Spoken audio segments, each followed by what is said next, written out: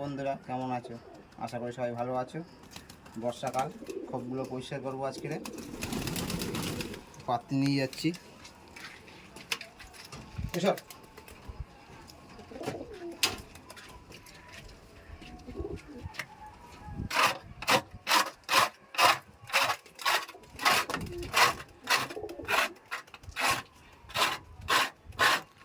আর বন্ধুরা, বর্ষাকালে আপনারা 3 দিন অন্তর অন্তর খুব পরিষ্কার করবেন।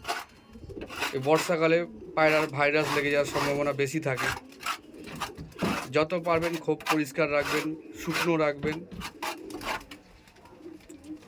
বর্ষাকালটাই বেশি সমস্যা হয় পায়রার জন্য।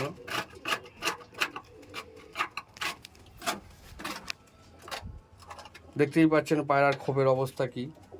এই সিঙ্গেল খোপ বানিয়েছি, তো এইগুলো পরিষ্কার করেছি, পরিষ্কার করবো এখন। সব নিচে নেট দেওয়া আছে পায়রার খোপের নিচে।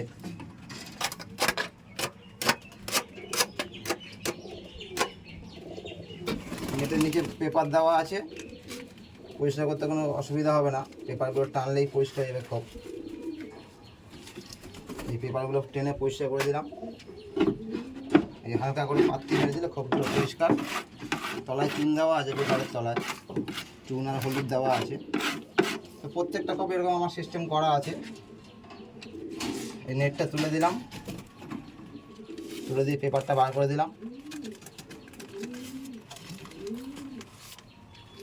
এই ভিডিওগুলো আগে আমি ছাড়িনি, ভিডিও করা হয়নি। এই খোপ সব সিঙ্গেল খোপ বানিয়েছি। সবাই এরকমই এখন সিস্টেম করছে।